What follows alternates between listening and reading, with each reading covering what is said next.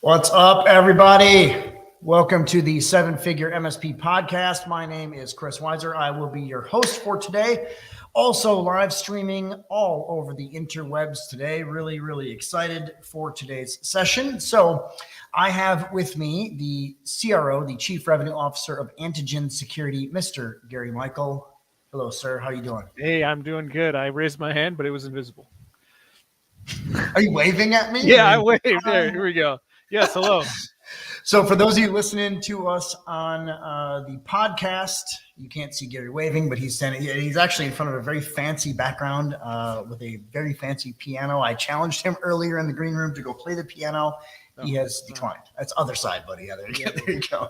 So we're going to talk a lot about today a specific topic that MSPs have been really, it's been pretty highly debated lately, and that is MSP incident response, end user client incident response. And Gary's a friend of mine, also our preferred incident response partner for our seven-figure MSP clients. And you guys have had, I think, really good success working with our clients, and we've had I know a couple of really high-level incidents that you guys responded to. Can you guys just give us a little background on what Antigen does before we kind of get into the questions and some of this other stuff? And then we're going to talk a little bit about how MSP should be handling that. So just kind of more what Antigen does out of the box here. Sure thing. So our bread and butter is DFIR, which stands for Digital Forensics and Incident Response. So we're essentially the hotline that gets called when things are starting to blow up. That could be anything from clicking a phishing link, user reports, they clicked a phishing link, or they wake up on a Friday morning and everything on their environment is encrypted and there's ramps and notes everywhere.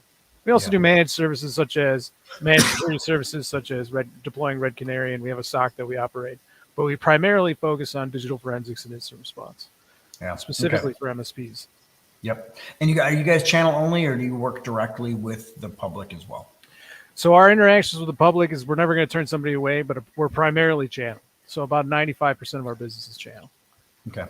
And, what's cool about me working with you guys is I know you can, if you run into a client that comes to you direct, you potentially look for an MSP to partner with, you come directly to us too. So that's been really cool. So I'm going to leave this out. I know we have this is being recorded for people on the podcast, but also anybody that's here live with us. We are live streaming to about 7 different platforms right now. From LinkedIn to Facebook to YouTube, all over the place.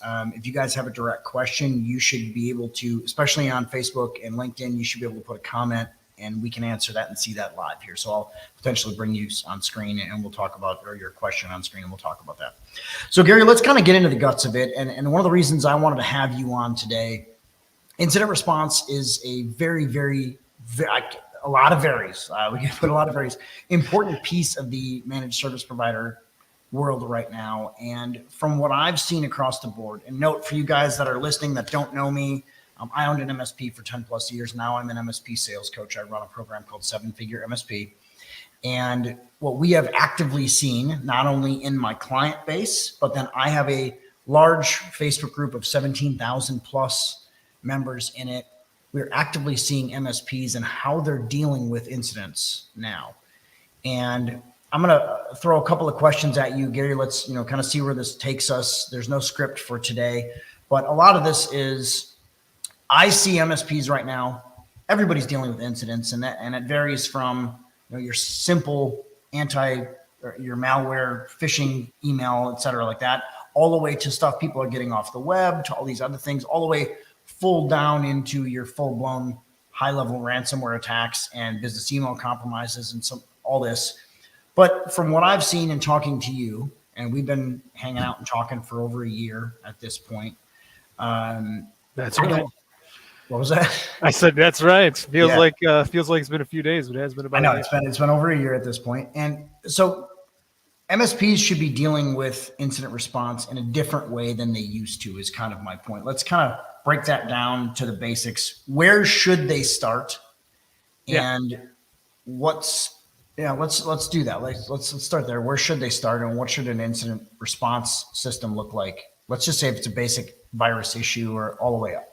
Sure. Yeah. Well, bringing it back around to the point that you said at the beginning of the conversation, the days of downloading a suspicious BitTorrent client that has a movie in it, and I have malware on my computer, and now I just reformat. Those days are long past. Um, the problem is today, you need to be able to answer the question, how did they get in? So a lot of times when you're an MSP, the individuals will be coming to you with incidents, will be off the street, will typically have something like either A, as we mentioned earlier, I clicked a phishing link or somebody clicked a phishing link. Now we're seeing really suspicious activity, or my clients are seeing emails coming from me that I didn't send. That's a really common scenario. Or they're going to be in the full, my network is completely destroyed. I have ransom notes. They're saying I got a reply within 14 days, and then they gave me an encryptor that decoded 3 files. And what do I do now? And in these instances, I always encourage everybody to think like, for these individuals that you're working with, it's going to be some of the worst days of their life. You might be dealing with a director of IT or a business owner who thinks like, how could I possibly survive a scenario in which I can't use my computers anymore? All my data is on there. All my customer data is on there. And what I encourage you to think is, for them, it's the worst day of their life. For you, this has got to be Tuesday, right? This needs to just be another take a deep breath, stop, wait. It's okay. Did I answer your question efficiently there, Chris? Well, and I think something you just hit on is a really big key.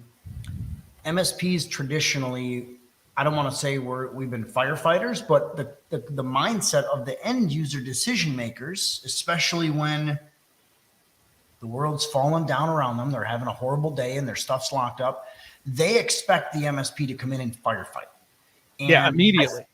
And they want you there immediately, and they want it fixed immediately, and they basically expect you to take the gloves off, fix it. And Right. what I've seen, like if you just browse my Facebook group or Reddit or any of these groups that are out there MSP related, the pattern that I see is MSPs are still treating these responses, these incidents today, like they treated incidents 10 years ago.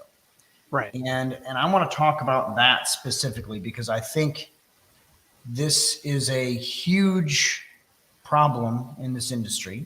Yeah. And I think it's something that everybody that's listening and watching needs to understand. You need to stop. You need to have a plan, and how many of these MSPs are actually equipped to handle an incident response scenario on their own? Basically none. I think even very, very mature MSPs, we're talking huge operations, would Even your managed security providers, let's say. right. Yeah, even a managed security provider it'd be very low, very short list of who would be capable of doing digital forensics. It's a very highly specialized practice that requires a ton of certifications and training. And the problem is that if you do it incorrectly, you open yourself up to litigation, because you could be in a position where you mishandled a chain of custody, for example. And then now when their legal proceedings are going on for the victims, let's say they had a bunch of records that were HIPAA records that got leaked out. Those are protected healthcare records. If those got leaked out, they could potentially be facing litigation, not just from end users, but also from the government. And it's very important that there's a chain of custody for all the activities that's been done on behalf of that the MSP has performed on behalf of the victim company. And we're watching right now, and I know, one of the things that we battle on our side, on my MSP coaching side, is we have MSPs that are always trying to go in and talk to doctors and talk to anybody. And the mindset is like, HIPAA's dead. We're not going to talk about HIPAA. We're never going to sit here and say, go sell on HIPAA. But it's things that you have to acknowledge that are going to potentially be legislative actions that you have to deal with down the road, or at least there's consequences to that. So let's take medical off the board for a second. Let's look at things like the FTC safeguards that just recently got released. I think that goes into effect like December 5th or something in 2022. That's right. So you're seeing anybody, car dealerships have been a target of this. You're seeing companies like this that are, and I think kind of what's happening, and correct me if I'm wrong on this, insurance companies are done being the bank on stupid, negligent problems that could easily be avoided. So what they're saying is, look, we're going to force not only you as an end user, you as a service provider, but we're moving into the government and legislation being accelerated because the insurance company's done paying out needless claims. Right. So they're actually pushing for a lot of these things to happen, and they want forensics done. That's right. And we may not be there yet in terms of this being, you and I were talking about this in the green room a little bit. We may not be there yet in terms of this being a full-blown crime scene for every business anyway. I mean, it's definitely for medical, definitely for government, definitely for Right.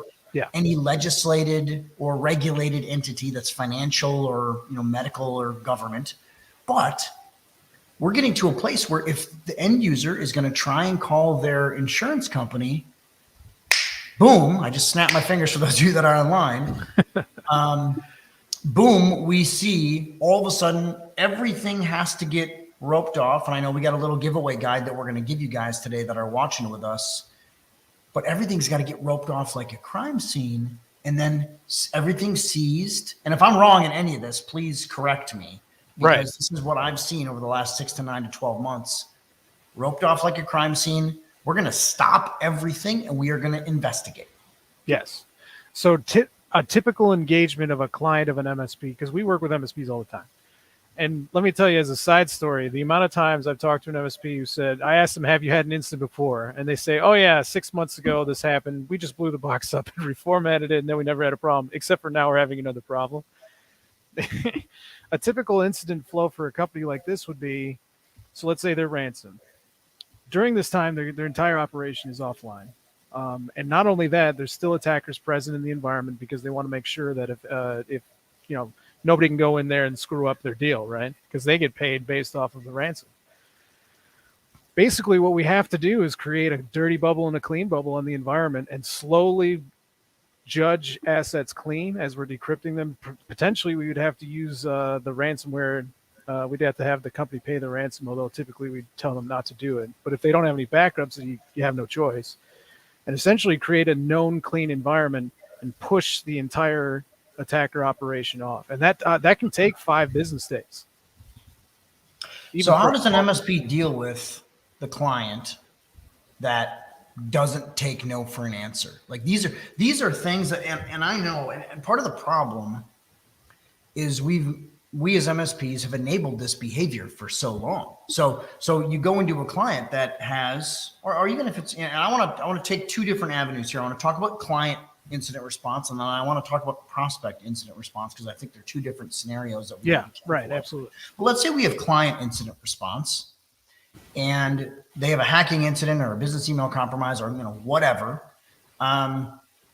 They're used to yelling and getting their way, or the louder I yell, the faster the MSP jumps, kind of thing, because the MSP is terrified of what might happen if I lose them, or most MSPs have never had the cybersecurity conversation with their client.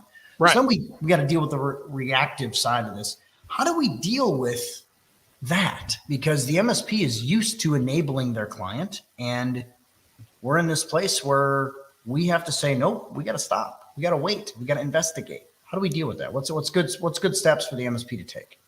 Well, I mean, how many MSPs have had something happen, and then the client comes to them and says, I thought you were handling this for me. And then the MSP's in a break fix scenario, or they just they flash machines or whatever it is as their contractual. Now they're being held liable for what's been done on the cybersecurity side, which they may not have been handling. Well, and usually they don't even realize that they're being held liable for this until 3, 6, 9 months down the road, when litigation potentially comes back and bites them in the backside. Right. So to loop back around to the beginning of the question, well, we have a process that I worked with Chris on this as well, which is we call it stop, call, wait. Stop, call, wait is the easiest way to think about when an incident is starting to develop on your MSP side. This is what you need to do. So the first thing you do is you stop. You disconnect affected boxes from the internet. You isolate any known boxes, for example, if they know that this PC and this PC were impacted, but they're not sure. You take them off the network physically if possible, or use a network segmentation tool to do so. You turn on MFA for all accounts that are on the network, generally speaking. We're talking anything that can possibly have MFA on it, turn it on today. And then reset all passwords for all users. Even if the victim company is like, well, wait, then I can't access, people always get weird about MFA, and you just tell them, like, we must do it if you want to have somebody come in and take care of things. The next thing you got to do is you got to call an expert, right? We're an expert. You can call us, but there are other firms that do this as well. And then while you're waiting for them to return the call, you could have take some time and record the timeline of events. Typically, a victim company will say like, "Hey, last Friday, I clicked the link. I didn't think anything about it. Now it's Monday, and my entire environment is ransomed." That information is actually very important because a lot of times, for like a SIM or any other data logging source, especially the free ones, could be only 14 days of data log retention.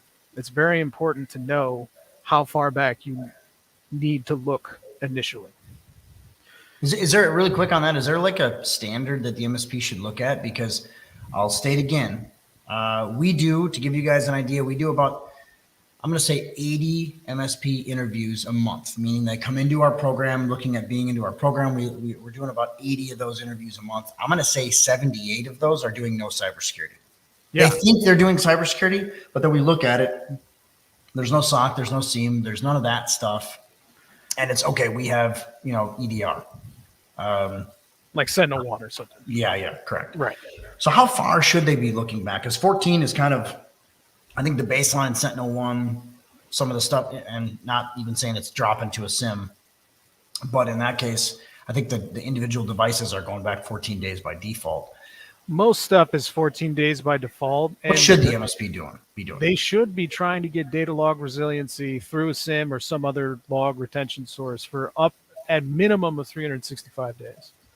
So 1 year. So I want you guys that are listening to think about that and to think about the scenario that you're in. What Gary's telling you is every single client that you're working with, you should have data logging turned on for 365 days. That's your standard that you're looking at now, right? Anything much beyond that is generally not super useful, but anything less than that, and you run into scenarios where, and this happens, I can't even tell you what percentage of the time. It's an enormous percentage of the time. We've been brought into an incident, they say, "Hey, I got popped on Thursday, Saturday, they ransomed everything. I've been trying to get a hold of people, yada, yada, it's Monday, etc." We go there and are doing our investigation. And as we're chasing the logs back, we find out that they actually gained access, 6 months or 9 months ago. Yeah.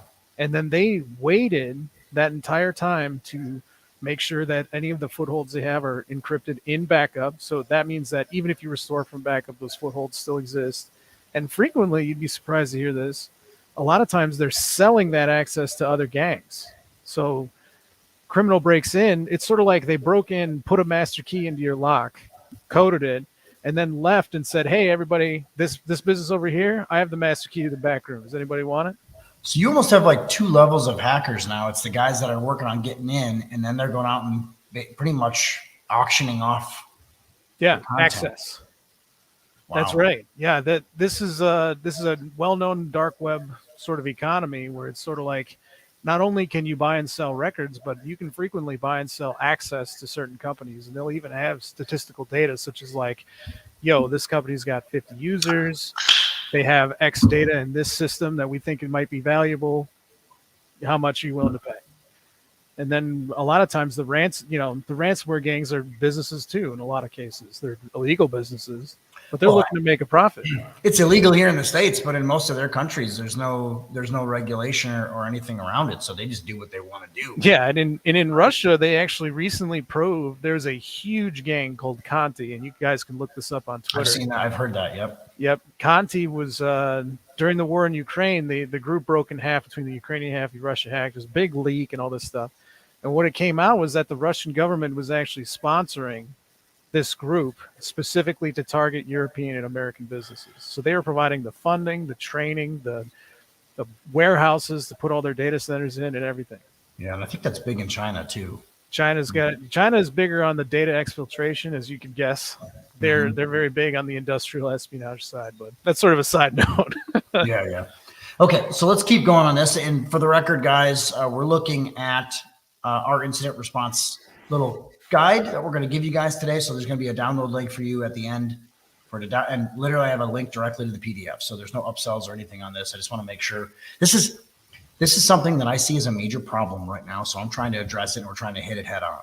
So that's part of why Gary's here and why we're talking about this. Yeah, it's important. I always say this to everybody we deal with. Even if you don't deal with us, if you're having an incident, do not try to handle it yourself. you should bring in a professional of some sort, even if it's not us, which I think we do quite a good job personally. You guys have done a great job for our clients. But somebody needs to go in there and validate, how did they get in? What did they touch while they're in there? Which is one of the key. If you're into a situation where you have HR data or anything on there, you need to know, what did they touch, what left the system, and then how do you stop them from taking that same route in? So, but getting back to the flyer, I really recommend posting this anywhere that you have tech people. So put it in your call center, put it in your help desk area, put it in your data center. Just post it on the wall, because it's important to remember to take these steps with everybody who comes in with an incident.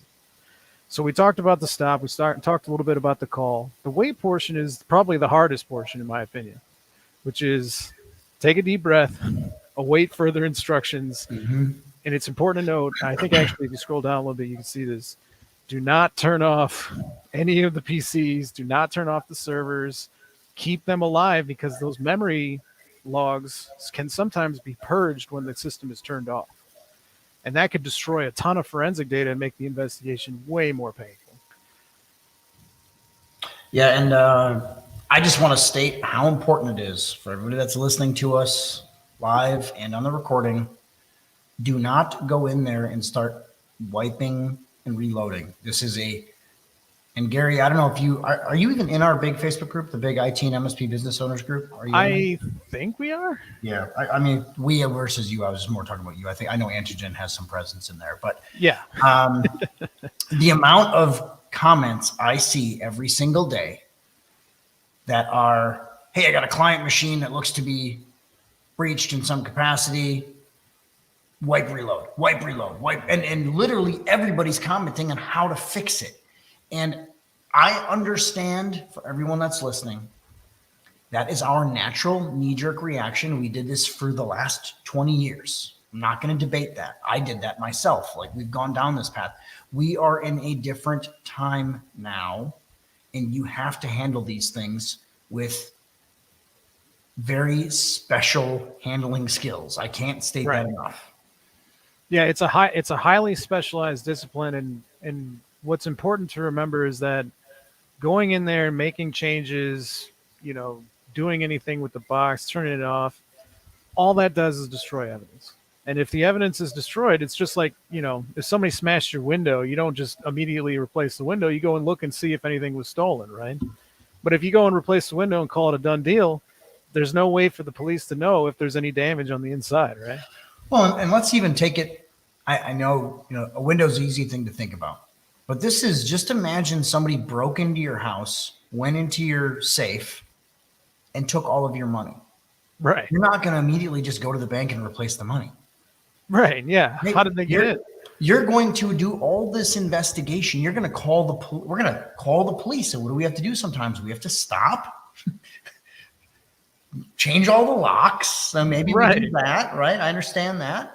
But we're surely not going to dive into the investigative side, and we're surely not going to wipe down just imagine fumigating your house and wiping all the fingerprints off. Like, that's effectively what we're doing now. And I just, yeah, it's sort of like, hey, I took a bunch of pictures with my smartphone. That's good enough, right? Like, I already cleaned everything with bleach, but anyway, these pictures will do you good. Well, we kind of laugh at it, but I'm going to tell you, 98 out of 100 MSPs, that's how they're handling this. And it's just a really, really important thing to talk about. And so we kind of made this little guide for you guys today. Gary and I have been working on it the last couple of days. I'm going to give that to you as a download as we come out of here. But I want to talk about that. So that's how we should handle this if it is a existing client. We should stop. Yes. We should call. And obviously, they're very similar scenarios. But stop, call, wait. Even for an existing client, even if the CEO, the owner, is riding you like nobody's business, you have to say, look, I'm the professional. This is a crime scene now. Right. And now let me ask you this really quick about this. Can we say things like, we have to call the cybersecurity insurance firm, or like, where should that go? Or where should counsel come into play? Because you and I were kind of going back and forth on this, and I want to make sure we address this because I think it's an important thing. what should we do in terms of calling insurance? What should we do in terms of calling counsel, or where do we go with that? So I'm going to make a generalization. Generalizations are usually bad, but in this case, I feel like it's fair. Most of the time, if a non-client is coming to you, the reason they're basically cold calling MSPs is because they don't have insurance. Because if they did have insurance, they would go through an insurer, and then that would be bad. So However, actually, I'm gonna challenge that a little bit, Sure. only because I don't think the typical business immediately knee-jerk reacts to, I got hacked, let me call my insurance guy. They don't think of it that way. Now, if they get hit by, if their car gets hit, they do that because this has been around for a while and they're conditioned to go down that path. But the typical business people, they're calling their existing IT company, or maybe they're calling somebody else because they don't have one, or they might have an internal guy that it's over their head. But right, yeah. I think, my comment is, I don't think they're going to immediately call insurance. I think that's going to be really rare. They would have to have either experience with the scenario, or they're going to have to know what they're talking about to do that. So I think we're going to be in a scenario where they call their existing MSP, because they've always called the MSP, and they don't think, it doesn't even resonate in their brain that they should be calling an insurance company first. They're going to call the IT guy first.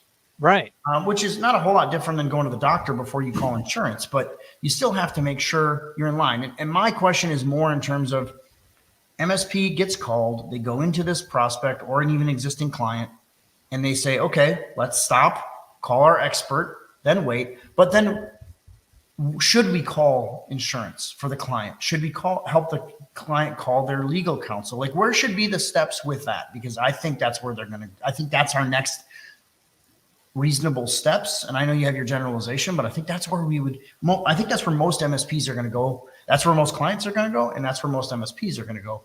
So Should they call insurance, specifically the client insurance and specifically the client counsel, or what should be their steps around that be?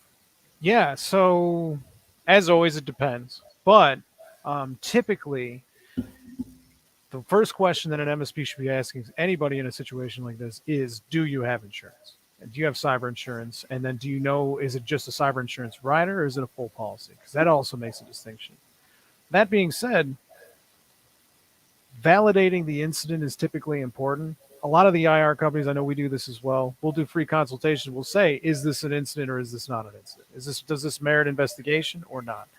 What I would encourage people to do is reach out to an expert and find out, in the meantime, is this something we should do a full-blown, hey, the insurance company's going to roll in, that includes all the associated deductible payments and things, it's just like medical insurance. There's a deductible, you have to pay up to that, and then they pay the rest. Well, that's assuming they have the right policy. That's also assuming there's a lot of variables with that. But the other factor that comes along with that is absolutely 100% seizing the entire crime scene. Am I correct? Yeah. Typically, when we come into a case, the first thing we do is deploy our tool set and essentially lock everybody out, except unless there happens to be a server that, if they brought it down, it would be like some kind of explosion that would destroy everything. Mm-hmm. But I've also seen to where an insurance company gets involved and they're like, okay, everybody step away. Step away from the car, please, right? Yep. That definitely happens. And a lot of times the insurance company, this is something we haven't talked about previously, but I wanted to bring your attention to it. For an MSP, the risk with insurance is that they might bring in a IR company that's a panel IR company. There's a million of them. Unit 42 is one of them. That's run by Dell, for example. And that company will come in and say, hey, your MSP was doing a terrible job. You could trust us. We're the experts. We see this all day, every day. So fire them, and then we're going to sell you all of our products, and then we're just going to move on. And like, you have our new shiny XDR, and they lose control of the client relationship. Yeah, and I definitely, and Gary, you've been at my shows, you've seen me on stage, you've also seen a lot of my webinars and some of this other stuff.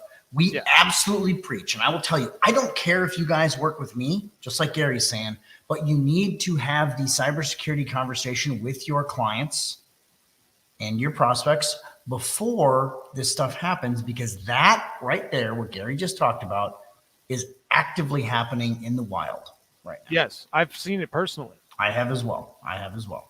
And some of the companies are notorious. If you have a larger company and they call their insurance firm, I'm talking like 3,000 endpoints and higher, they'll usually have like CrowdStrike come in there. I don't like. I pick on CrowdStrike. They're big. They can take it. Yeah. But CrowdStrike will come in and say, "Hey, we did the IR investigation. Time for you to get Falcon Complete. You got to get Data Replicator. You got to get your Express support. That'll be $287,000 a year, and we'll take all that revenue for ourselves." Yep. No, and I've seen it, man. I've watched it happen. And yeah. Okay. So they're notorious for it. Absolutely agree with that. And they're not the only ones. I have a company that I used to, some of you guys that are out there listening know Gilware. Gilware is a data recovery company, a physical data recovery company. I'm from Wisconsin. They're based in Madison, Wisconsin. So I had a good relationship with these guys, and they sold Gilware. And then the guys that owned Gilware went and started their own incident response company now, based in Madison, and that's exactly what they do. So it's very interesting to how that turns into a huge just revenue generator. So, okay, so let's back up just a touch. So we got dealing with existing clients. We're going to stop, call, wait. Let's say we have a brand new prospect that is calling us for incident response.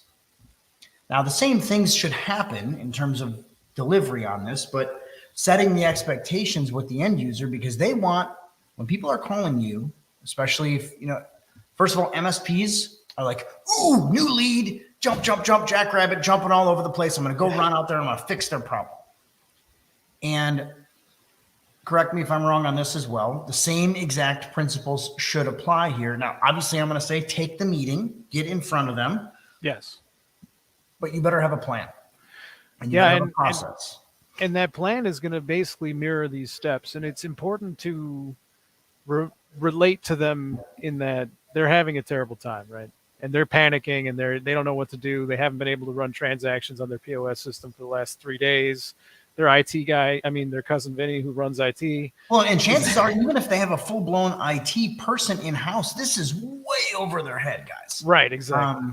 I don't care how good they are.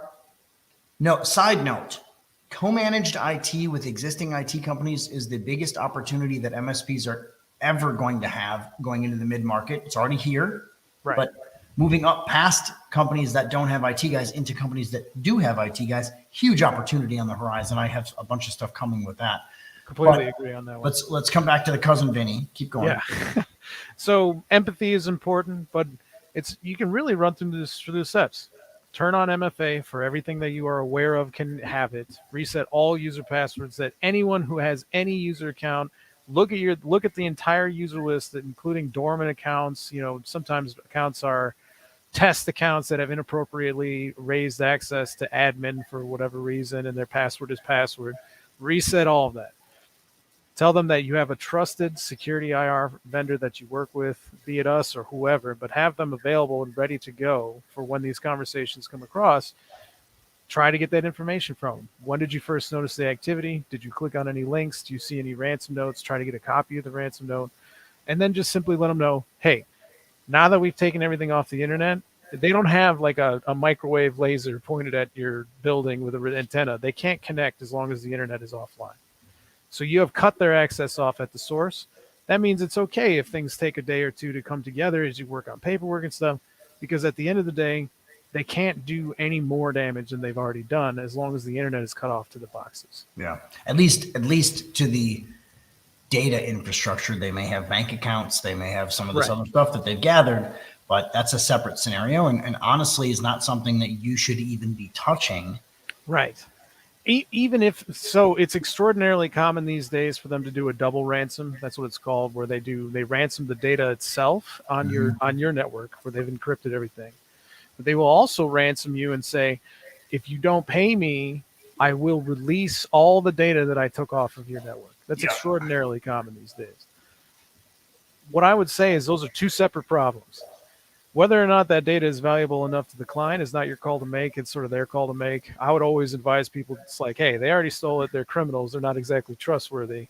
I wouldn't pay. But it's important to note that horse has already left the barn. Like, they may be panicking about that, but the data's already gone. By the time they've noticed, they've already taken everything they're going to take. So it's okay to take a deep breath, relax, don't panic, don't turn the machines off, wait for experts to come in. Yeah. And I think what's really important here is, and I can't state this enough, the don't panic, get out of the I'm going to fix it right now mindset. This has to be, the damage is already done. The data is already gone. Right. Maybe not deleted, but it's at least more than like, I mean, these guys are impressively efficient and pretty good at their jobs now. So the chances that they haven't transferred all the critical data off the network are like zero. Pretty low. Yeah. Nearly every case they will have taken something. Yep.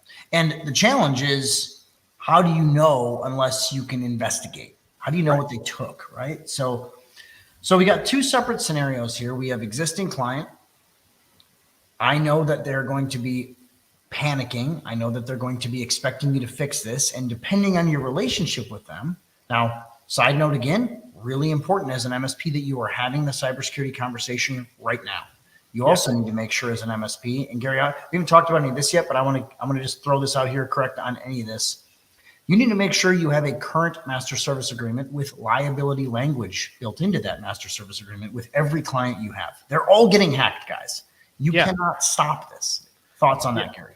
Yeah, I mean, there is something to be said for good contracts make good customers and good friends.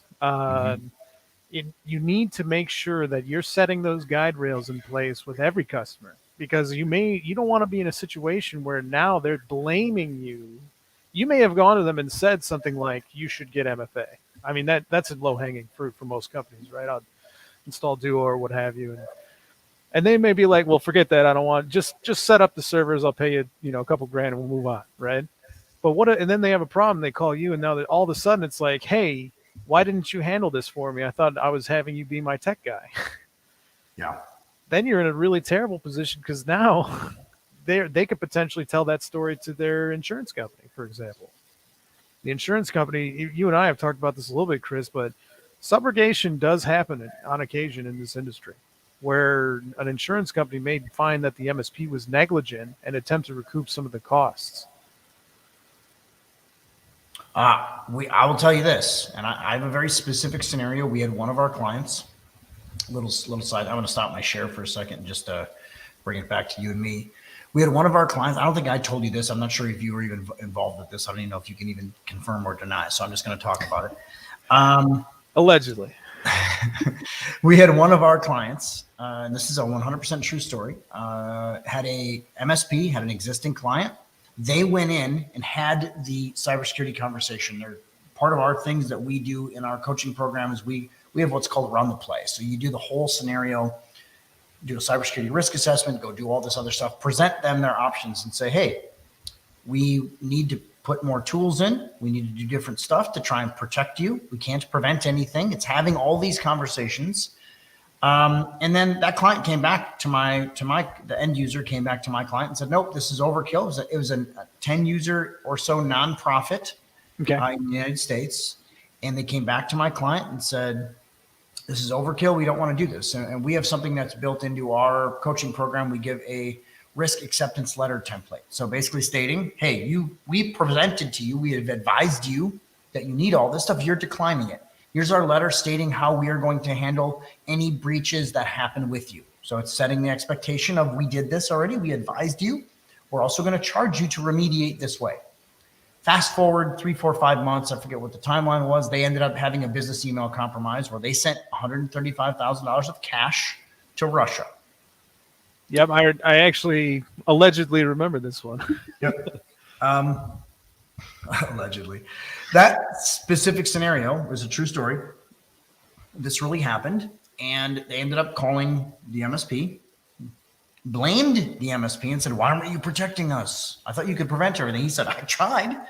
I presented to you guys. You said it was overkill. Here's my letters that I sent you, blah, blah, blah. So they picked up and they went to the insurance company, and they did have a cybersecurity rider on top of their business liability insurance. The insurance company came back to that MSP and said, hey, why didn't you protect me? He's like, I tried. Look at how valuable those two I tried are versus, well, I didn't think they'd want it, or I had EDR installed. Long story short, My client, the MSP, was absolved of all guilt. He did his job. He did his due diligence, showed them all the things they were supposed to do. They came back, blamed it on the MSP client, on the end user client, basically made them do a full forensics investigation that cost them another $60,000 to $70,000. And because the MSP had done its job, also kept the job for the record, and they ended up keeping the forensics investigation and all that stuff. And the insurance company, at the end of the day, after 3 months and having seized gear and all this other stuff, only paid 10% of the claim. Yeah, I remember in that specific one, there was a limit to monetary damages that rider had on it, and they came back and they basically said, because your employee. Yeah, that's right. They didn't have social engineering or something like that. Mm-hmm. That's what it was. It was the social engineering piece. They didn't have social engineering coverage on part of it, so they only paid 10% of the claim. Yep, and I recall in this particular instance, that was a potentially existential amount of money for this company. Like it was a 10-user nonprofit, so they didn't have a lot of cash. They surely didn't have a budget. I understand that, but they had to find the money and they had to figure it out. So that's the theme of all cybersecurity and really all physical security. Really, any precautions that you're taking to control your risk in a risk management program, you can either invest in good tools today and potentially prevent these incidents from becoming a serious incident. For example, you might lose 1 or 2 boxes instead of the whole barn, right? Yep.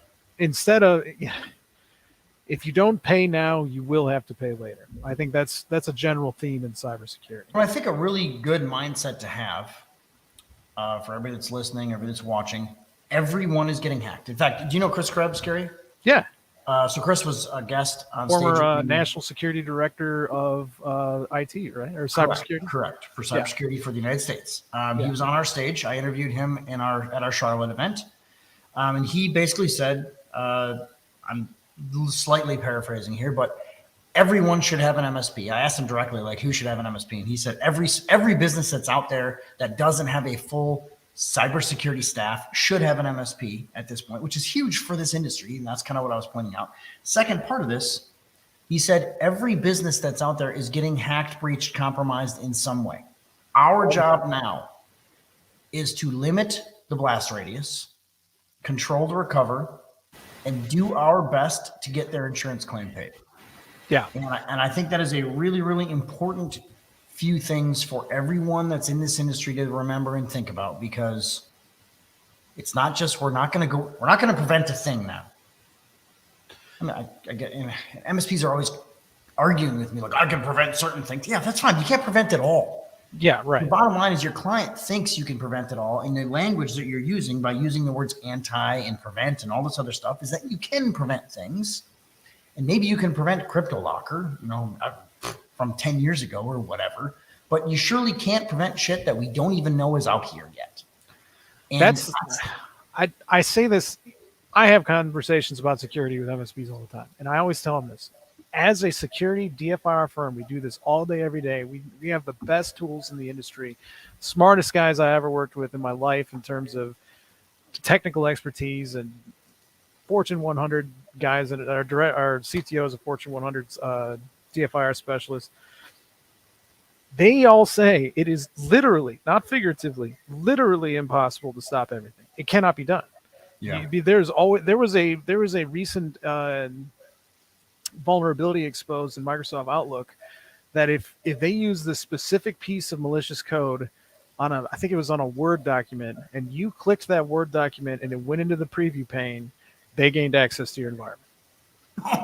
And that was a 0-day unpublished error. It was an unpublished vulnerability. And then, one of the things we say in this industry is the number one way to ensure that something is exploited is to publish it. Well, they published the patch saying, hey, this is how this vulnerability works. Mm-hmm. Put this patch in place and it stops it. That means everybody who's unpatched, now every criminal org in the world knows that this is something we can try. And if they're unpatched, we instantly get in. Yeah. Well, and they can actually develop scripts and we haven't even talked about AI yet. Like all this stuff that's getting smarter and smarter and smarter that can go after this. So I think a couple good rules of thumb, and I got a couple questions that are coming in here.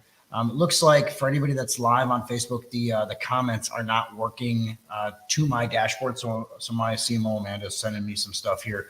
Amanda, if you can maybe find some other ones that are out there. But I got a couple of questions here that I just want to hit. How many breaches a day would you estimate incident response companies are handling on average? I mean, that's an insane number. Tens of thousands. Yeah, I would agree with that. And we haven't even gotten into the fact that, actually, let's talk about this a second. What about reporting? Because this is another variable that I definitely see. You mentioned this earlier, as you said, you went in to recover somebody and they asked them if they ever been hacked before, and then oh yeah, we wiped this clean 6 months ago. Right. But where do we see reporting going? Like right now, would you say 25% are reported, or is it less than that? It's probably a little less, especially on the smaller or less mature side. Essentially, one way to guarantee that it's reported is to bring it to an insurance company. And most DFIR firms carry statistics about cyber incidents that they then distribute amongst the industry. But if their legal firm gets involved and they don't have any disclosures, and if they just go in there and blow everything up, and the MSP themselves don't report, or the company doesn't self-report, it's considered unreported, and nobody will ever know, right? Mm-hmm. So it's probably something. If non-monetary damage breaches probably have about a 10% report rate. Yeah, I would agree with that. And I think the monetary ones are only there because they're trying to get their money back. Right. By the nature of attempting to recover the money, it has been reported typically. Yep. And they go to an insurance company and it gets reported. So what should an MSP do if their client, if they have any, what level of breach should be reported? Should they all be reported? But let's say they have a scenario like you just had where they found the 0 day and they found out that a hacker had used the 0 day with the preview pane and got access to something. Should that be reported? Where should that be? And I think where I'm going with this is at some point here in the not too distant future, we're going to see legal ramifications for you being an expert and not reporting these things. Yeah, you already see that in Europe today. There is a certain criteria in which if they check these boxes, you must report. And the United States is moving that direction. California already has some protections in place. I think Massachusetts does also. Massachusetts a couple companies do. Yeah, and the trend, not necessarily on a federal level, but on a state-based level, is that reporting may become mandatory in certain circumstances. I would say for now, it's kind of difficult to stay abreast of that. So take whatever IR firm you bring in's advice about what to report or when to reach out to a breach coach, when to reach out to an IR. So what I just heard, let me just want to clarify this. Every single incident of a known infiltration you should at least be bringing in an IR firm into play. Yes.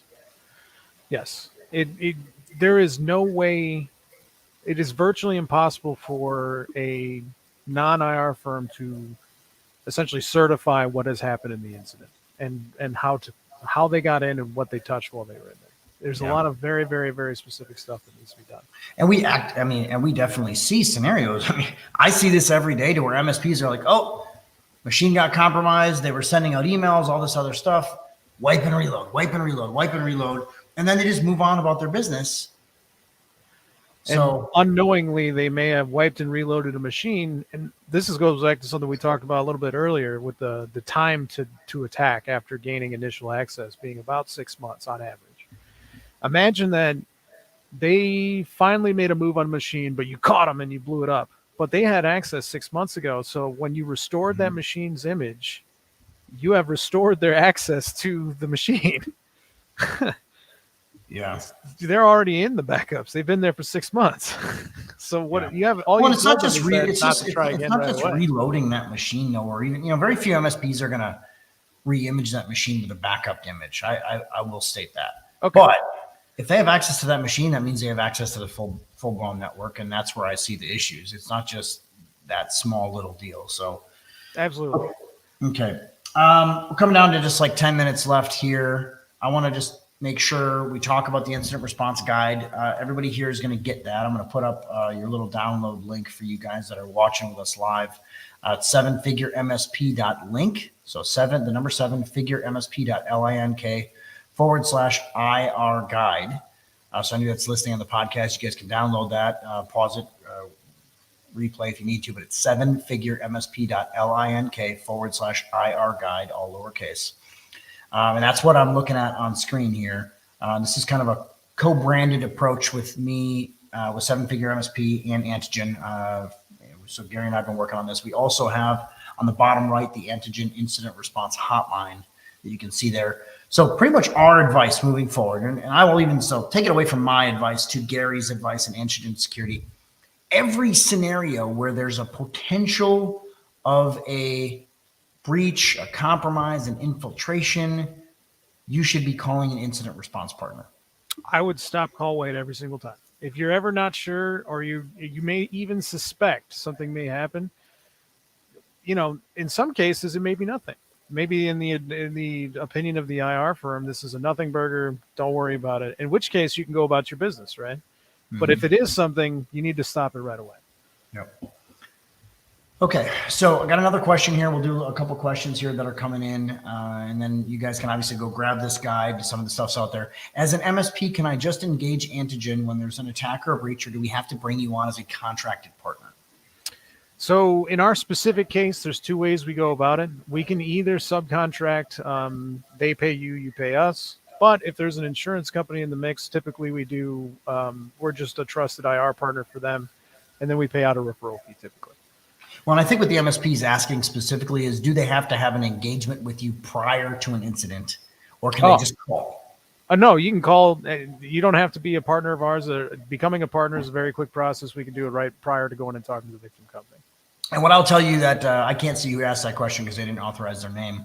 But what they can do, if you're a 7-figure MSP client, go into our vendor discount area in our client dashboard. You'll see the incident response hotline, all that stuff's there, and you get a discount on the hourly rate as being a 7-figure MSP member. Yes, that's correct. We've actively seen many MSPs do this to where, hey, my first advice is legit. Go straight to Antigen. Like, I don't care what the scenario is. Pick up the phone, call their incident response hotline right now. We'll figure it out. But what I've definitely seen, you heard me mention my scenario earlier. We also have had, 10 plus other incidents that we've worked on with that our members have worked on with Antigen, to where the incident response you guys handle as a third party, and then the MSP is running the financial side. So they handle the contract, they upsell, so you guys are basically giving them wholesale hours, quoting out a deal, and then the MSP is making money. That's exactly how the 10-user nonprofit did their stuff. They worked with Antigen and got the whole thing remediated that way. That's kind of why we can't, we had to say allegedly, because we knew that was there. So yeah, yes, essentially we can do that model. And there's if you are a 7-figure member, there's quite a few individuals that you can talk to about experiences that they've had. I know one of your trainers is Ryan O'Hara, had a great experience with us and likes to extol. Yeah, in fact, we're going to be doing I'm going to be doing a live interview with Ryan. We have our event in Orlando next week, our live event, and I'm going to be doing this call is going to be me and Ryan kind of doing a little walkthrough of what that was. So it's going to be kind of a back end, a follow up to this call. Yeah, and in that particular scenario, Ryan actually filled the role of what we call an incident handler or an incident manager. So essentially, he became the quarterback in this instance, where he was working with us, he was working with the client. They need machines moved. They need this done. And he's the one, and he actually got some professional hours out of that too, I believe. Yeah, he definitely did. I know that. And, so where I see you guys being in this, first of all, just a couple things to kind of summarize, and we'll close out our call here. First of all, every single incident you have you should be calling an incident response partner. I recommend Antigen. They've been a great partner to us, to our MSP clients as well. You should be calling that. And then you should be acting as almost the coach / quarterback, like Gary was kind of talking about there, if we want to use some sports terms, to where you're the one kind of putting people in the places. You're the one running the situation, setting expectations, almost, I don't want to say the broker, but kind of like an aggregator of the scenario, to whereas instead of you being in the trenches as the MSP, you're the person running the incident response. And Antigen becomes your partner for that. And yes. I think it's a really, really important piece, and it's a really important mindset to be in versus being the fix-it shop. You are now going to be the enabler to getting the resolution. And it's really, really important stuff to think about. Yep, and we got a ton of experience working with MSPs, and we can give professional guidance and help you make sure that you're handling it properly and securely, most importantly. And this way you don't lose control of the client relationship to some random. Well, and I can't urge enough, guys, as we close out here, please have the cybersecurity conversation with your clients. Every single client you have, you should be doing cybersecurity risk assessments. You should be presenting a full suite and a full stack of cybersecurity tools and solutions. If you want a ballpark idea of what that is, just look at any cybersecurity insurance application now that's out there. They're going to give you a guideline of where you need to go. And you want to be on the front side of that. You do not want to come in there after they've been talked to by an insurance company, after they've been talked to by another MSP, or worse, after they've had a breach and you're dealing with cleanup mode, because cleanup mode is not fun. No. And cleanup mode not only breaks trust, but there's a lot of potential liability that's coming down the pike with this, to where if you're not doing the right things, now that you're going to be held responsible. Now, that's not across the board with everyone right now, but I will tell you, financial, regulated, medical, regulated, any public service, meaning any local government, any national government, I don't care where you are in the world, these are all places that they're trying to hold people responsible, and they want their money and their time back. You do not. You want to be in the place of where my guy was, that said, hey, I tried to have this conversation, and the client was negligent, because negligence is a real thing that's coming. Yes, it is. Okay, Gary, any parting words from you today before we end up? Man, that's a quick hour that we were on. As always, whenever we talk, we always fly by. But I encourage everybody to go to sevenfiguremsp.link/IR guide. Post that in your call center. Post that in your help desk. Put it in your server room. Keep a copy of it next to your monitor. And just remember, stop, call, wait. Ounce of prevention is worth, these days, I think Verizon published a report, $1 of prevention is worth about $14 a cure these days. Wow, that's crazy. Okay. So make sure you have a stack in place, like Chris said. Yeah, absolutely agree. All right, guys, thanks so much for watching with us today. Gary Michael, thank you for being with us. You've been a great guest as always, and really excited for what we got moving up here. I will be in Orlando next week for our live event. If you guys want to, I think we're sold out on tickets now. We have 250 tickets that are sold. So that's pretty cool. We're above that. Actually, I think we're sold out and standing room only now. But would love to see you guys in the future. So don't hesitate to go to live.sevenfiguremsp.com or check out the incident response guide that Gary and I put together at sevenfiguremsp.link/IR guide. And again, this is Chris Weiser for the Seven Figure MSP podcast and for the IT and MSP Business Owners Group. We'll see you guys soon. Have a good day. Thanks, Gary. We'll see you soon, brother. Thanks so much. Talk soon. Yep. Bye-bye.